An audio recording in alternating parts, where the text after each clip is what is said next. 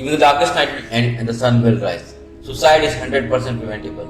A fight against suicide series to make you capable to save a life. Fighting against abusive relationship.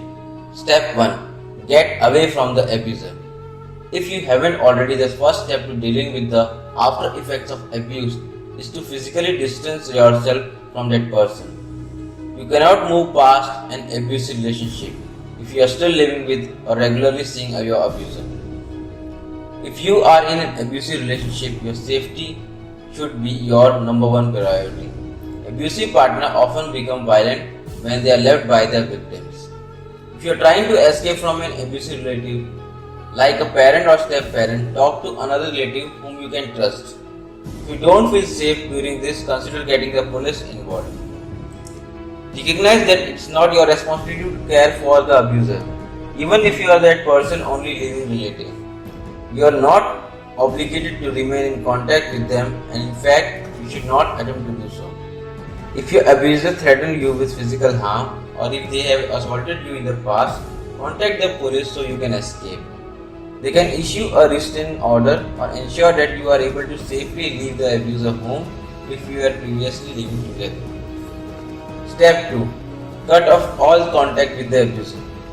Some people try to stay friends with their ex-partner or abusive family members, but this is simply not an option. If the individual was abusive, you should not try to remain friends, and you should actively avoid any contact with that individual.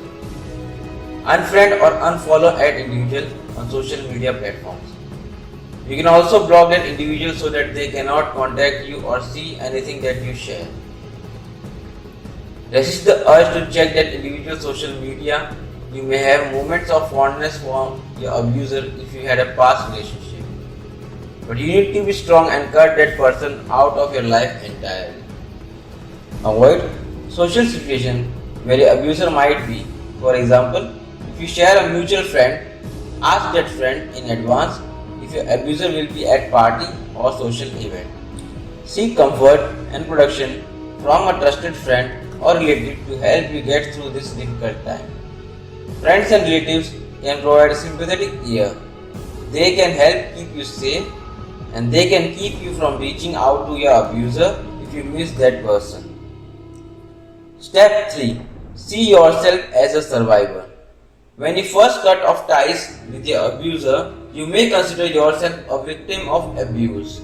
As time passes, it's important to realize that you are a survivor. Though it may sound like a simple difference in phrasing, being a survivor acknowledges that you were a victim who overcome the hardship that follow in the wake of abuse. Congratulate yourself for cutting off all ties with your abuser. It can be very difficult for some people, but once that person is out of your life, you can feel good about your strength and determination. Remember that you were an advocate for yourself, and that advocacy helped you become stronger and more secure. Recognize that being a survivor took bravery and hard work. You should acknowledge your own efforts and praise yourself for getting through it. Step 4. Process your emotions. In the aftermath of abuse, you may feel many different, often conflict emotions. Let yourself feel all the raw emotion you may have bottled up over the weeks, months, or years. Work through this a therapist or so you are not confronting your problem alone. Acknowledge the ways you feel. At times you may feel compassion, anger, or resentment, or both. You will probably experience a series of emotions. Try to accept them all as a valid without clinging to them, judging them, or believing them. Remember that the abuse was not your fault any more than you could consider it your fault if you got reborn in a car crash. Step 5. Spend time caring for yourself. If you have been abused by someone over a long period of time, you may have forgotten who you used to be, or your potential to grow and develop may have been suppressed. Get to know yourself a little more and allow yourself to explore any new interests you might develop. Spend time doing things that you love, whether it's traveling, visiting friends, going out, or finding your own employment. Learn to be autonomous and find fulfillment in your own life. You can also take up hobbies, crafts, or artistic and academic pursuit to see if you find satisfaction in something new. Take a craft class or join a crafting group in your community or enroll in an interesting course at your local community college. Setting up a stable routine can help you settle into a stable of normalcy and safety. Step 6. Build a normal routine. It may seem impossible when you first cut off ties with your abuser, but eventually you can and will live a normal, healthy life once again. This may take time and practice, but finding a sense of normalcy is a crucial part of the healing process. Find a healthy, productive routine for your day-to-day life.